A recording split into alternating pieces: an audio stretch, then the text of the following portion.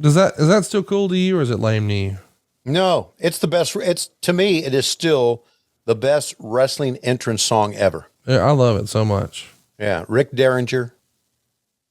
I got it on my iPod playlist. Oh wow. Or my iPhone playlist, I guess I should say. I love it. It fires me up. And why shouldn't it? Yeah, the words are kind of but the just the sound of it. Oh yeah, it's awesome, dude. Yeah.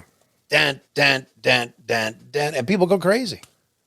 I don't think you can find a better entrance song like that. When he came to WCW, Jimmy Hart wrote a song that was similar to it.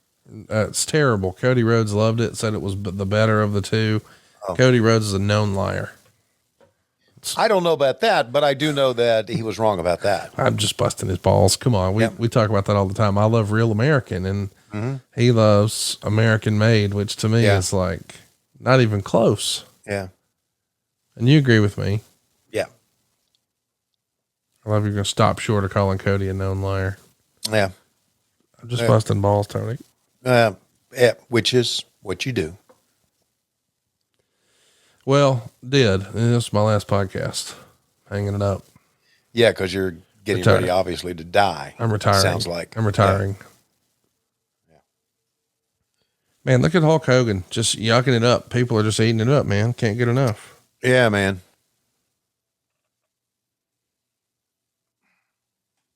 They loved Hulk Hogan even years after.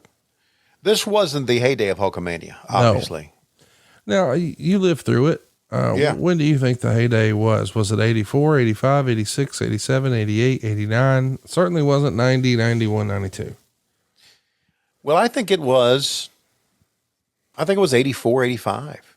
You thought it was bigger then than it was when he slammed Andre in 87? You thought it was bigger? Well, okay, no, I've got my years mixed up. Let me put it this way. It was big from the first WrestleManias through like WrestleMania 5, 6. So he won it in January of 84. March of 85 is the first WrestleMania. Yeah. March of 86 is Bundy in 3 towns. Right. And then March of 87 is the Andre one. Right. March of 88, he works Andre in the tournament, but they crown Macho Man so he can go do no holds barred. Right. And then he comes back in 89 and sets a pay-per-view record. Granted, it's the infancy of pay-per-view, but set a record, him and Savage. I think 89 is one of my favorite years because that's when I first started watching and I like remember stuff. But yeah, I could totally see why fans would think, it was at its height in 85 when rock and wrestling first got hot, and exactly WrestleMania, and then again in 87. But if we had to make a run, I say we would say 85 to 86, 86 to 87, 87 to 88, 88 to 89. So that 4-year span. Right. That's probably peak Hulkamania. And it's interesting that 4-year time, because you go back and you look at, Stone Cold Steve Austin.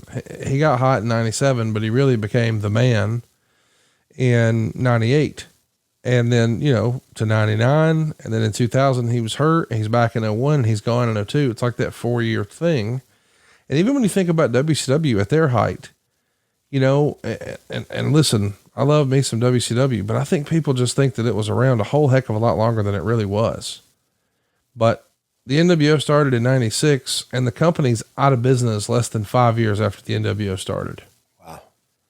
So think about like the first AEW show. If they had a similar run, you guys are winding down. Now that's not going to be the case here. No, but it's just fascinating to me that we still look back, we being me, and think about WCW being around a lot longer than they really were. No, listen, I believe you me, I know how long WCW was around, and I know how quickly it fell. But I agree with you about, to me, the Hulk Hogan years were from rock and wrestling through the Andre thing. Yeah. And do you think it was the loss to the Warrior that ended it? Did that kill it? No, it was already waning a little bit. Okay. I think they thought, hey, we got to switch before it gets too stale. They tried Warrior. That didn't work. They went back to Hogan. They tried the War stuff. That didn't help. They brought in Flair. Didn't do big business on the house shows. So they tried Sid. That didn't work. So then next year they try something different. Try Bret Hart. Of course, that doesn't work either. Everything has its run in wrestling. It's a shame that Bret Hart too, when he was on top, business was down. He never really got to be on top of the business when the business was hot. The WWF was still sucking hind teat in 97 when he was the top guy. Right. But he is still held in high esteem. Oh, the greatest. I mean, so many of our friends think he's the greatest wrestler of all time. And yeah, you take a look and really, it's kind of hard to argue some of that. Now I'm biased, but it's hard to argue. Some of the wrestlers, famous wrestlers that we know, feel the same way. Yes. And they will say things like, remember, Bret was always right. Yeah. So it just shows you the influence Bret Hart had on not only fandom, but also wrestlers want to be wrestlers. Well, I think a lot of that, Tony, is ages, right? It's like, yeah, who was your guy when you were at the right age? And yeah, right. And like you had favorites as a kid. Yeah. Blackjack Mulligan. Yeah. On top of the heap. Absolutely. They're not doing much here, right? But it's so different than Savage and Flair, isn't it? Oh, so different. But they're two big guys doing strongman stuff here. The Greco-Roman knuckle lock. Meltzer would say, Hogan is really something special when he can be in a match like this one or the one with Andre, which is totally devoid of anything, and still just by his charisma get the interest in the match. Mm-hmm. Not that this wasn't horrible, because it had to be one of the worst 3 main events in pay-per-view history. Wow. After an opening flurry, there was a 2-minute stall, a test of strength that never ended, an intermedial nerve hold, and the first wrestling move of the match came at 10 minutes and 30 seconds, which was a side slam followed by a power bomb that Hogan kicked out of and made the Superman comeback. Hogan had perhaps the worst looking foot to the face he's done in a long time, followed by the body slam and leg drop, Justice kicked out, and the ref called for an immediate DQ because Harvey Whippleman got in the ring.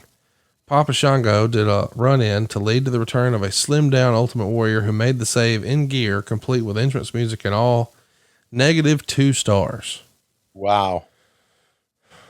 He would also say Warrior's back full-time, and yes, it is the same Ultimate Warrior as before, and there's a long-term plan for him. Jake Roberts quit before the show, which explains the burial in the second match.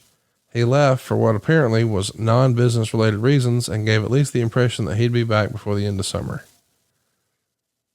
Of course, we know that's not true. Right. He instead shows up with you guys. He did say the only way this main event could have been worse is if that nothing happened and Tony Schiavone was on it.